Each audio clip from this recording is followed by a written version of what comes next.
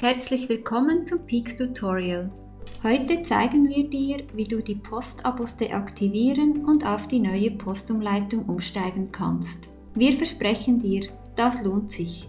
Mit der Postumleitung empfängst du die gesamte Briefpost digital und du befreist dich definitiv vom Papierkram.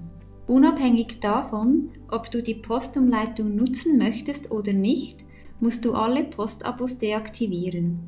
Gehe dazu in den Bereich Organisationen und starte oben rechts den Deaktivierungsassistenten.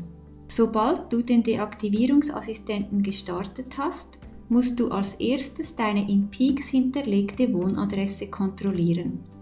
Es ist wichtig, dass die Adresse aktuell ist, damit die Post wieder an deine Wohnadresse geschickt oder umgeleitet werden kann. Die Peaks-Adresse wird in Zukunft nicht mehr verwendet. Unterhalb der Adresse findest du eine Liste mit allen Organisationen, bei denen du ein Postabo aktiviert hast.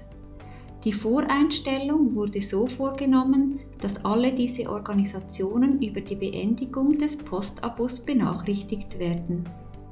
Gehe die Liste durch und lasse das Häkchen nur bei denjenigen Organisationen gesetzt, bei denen du immer noch Kunde oder Kundin bist oder von denen du Post bekommst. Sobald du die Liste durchgegangen bist und alle Häkchen richtig gesetzt sind, klickst du auf Weiter.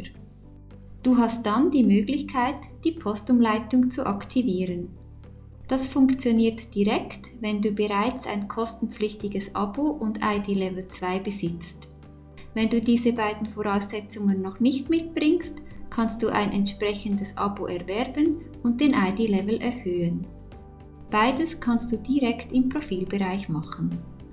Mit Abschließen wird deine Postumleitung aktiviert und die Post trifft in 1 bis 2 Tagen digital im Briefkasten ein. Herzliche Gratulation!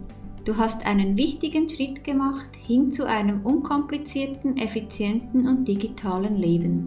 Damit wirst du in Zukunft viel Zeit und Ärger sparen. Bei Fragen könnt ihr gerne unseren Support oder unser Help Center unter dem eingeblendeten Link konsultieren. Viel Erfolg und bis bald!